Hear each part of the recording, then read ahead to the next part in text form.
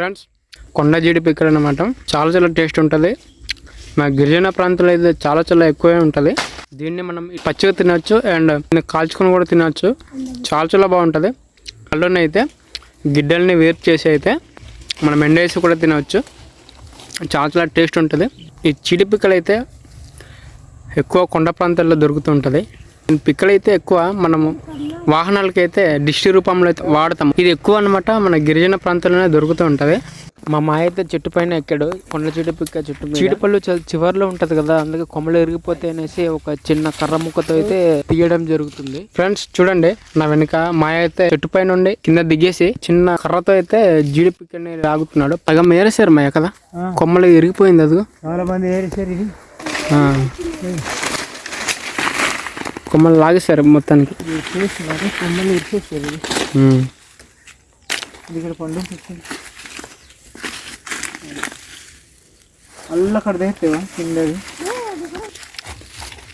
Hi friends, ఎలా ఉన్నారు friends? ఇదిగో మేమైతే ఈ కొండ ప్రాంతానికి అనమాట ఈ నల్ల జీడి అనే పళ్ళు తీయడం కోసము కొండకి వెళ్ళాము. వెళ్ళేసి చూసేసరికల్లా చాలా పండిండింది, కానీ చాలామంది ఏరేసారు. మిగిలింది అనమాట తక్కువ దొరికింది. ఇదిగో మిగిలింది తక్కువ దొరికింది.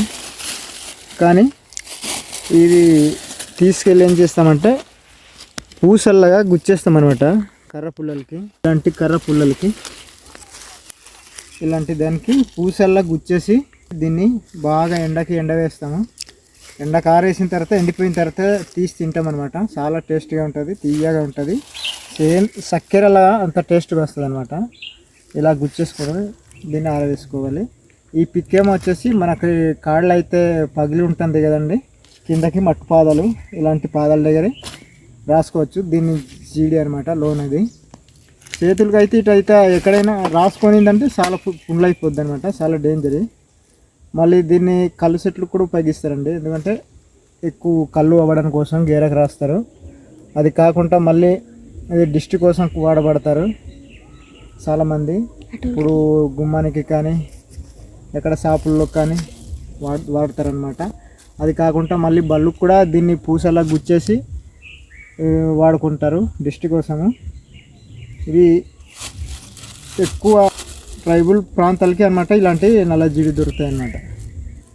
ఓకే ఫ్రెండ్స్, మీరు చూసారు కదా, తెలిసినట్లయితే కామెంట్ చేయండి. ఫ్రెండ్స్ మొత్తానికి జీడి పిక్కలు అయితే ఇంటికి తీసుకొచ్చాము. ఇప్పుడైతే ఈ పళ్ళనే ఆ గిడ్డల్ని వేరైతే చేసి ఒక దగ్గర పెట్టుకుంటాము. పిక్కల్ని అయితే మనం ఇప్పుడు ఎలా రెడీ చేయాలో చూపెడతాం. ఒక చిన్న కర్ర ముక్క తీసుకొని అయితే దాన్ని మనము పూసలాగా అయితే లైన్గా దండలాగా ఫామ్ చేసుకోవాలి. అలాగా మీకు కనిపిస్తుంది కదా ఫ్రెండ్స్, ఈ విధంగా అయితే మనం లైన్గా పెట్టుకోవాలి ఆ పళ్ళని. ఇప్పుడైతే చూడండి ఫ్రెండ్స్, చాలా సూపర్ గా కనిపిస్తుంది దండ రూపంలో అనమాట. మనమైతే ఈ విధంగా దగ్గరికి పెట్టుకోవాలి, లేదంటే కర్ర కాలిపోద్ది. ఇప్పుడైతే ఈ పూసల దండని సారీ ఈ జీడి పిక్కల్ని అయితే మనమైతే కాల్చుకొని తినేద్దాం ఫ్రెండ్స్. అండ్ కాల్చుకొని తింటే దీని టేస్టే వేరు ఫ్రెండ్స్. ఇప్పుడైతే మనము ఈ పిక్కల్ని అయితే కాలుద్దాం ఫ్రెండ్స్. మనమైతే ఈ అగ్గిసగా తగిలేటట్టు కాల్చకూడదు ఈ పిక్కల్ని. ఈ పళ్ళని ఏ విధంగా కాలిస్తే అయితే అసలు ఉడకదనమాట. ఈ పళ్ళని అగ్గి నింపుల దగ్గర అయితే లోపల పెట్టేసుకోవాలి, అప్పుడే చాలా బాగా ఉడుకుతుంది ఫ్రెండ్స్. ఇప్పుడైతే ఒక 5 నిమిషాల తర్వాత అయితే ఈ పళ్ళని అయితే తీద్దాము, ఎలా ఉడికిందో లేదో టేస్ట్ చేద్దాం ఫ్రెండ్స్. ఉడికించిన పళ్ళుని అయితే మనము బూడిద అంటుకుని ఉంటుంది, అదైతే మనం దులుపుకోవాలి. ఇప్పుడైతే మనం తిని చూద్దాం ఎలా ఉంటుందో. అలాగే వేడిగా ఉంది. ఎలా ఉంది భాగ్య? ఎలా ఉంది ఒకసారి తినచూడమ్మా. గురు జీడి పిక్కల టేస్ట్ ఎలా ఉంది ఒకసారి తినచూడమ్మా. బాగుందా? సూపరా? చాలా మంది తిని బాగుంది అని చెప్తున్నారు ఫ్రెండ్స్. మీరు ఎప్పుడైనా తిని ఉంటే కింద కామెంట్ పెట్టండి అండ్ లైక్ చేయండి, షేర్ చేయండి, మన ఛానల్ సబ్స్క్రైబ్ చేసుకోండి ఫ్రెండ్స్.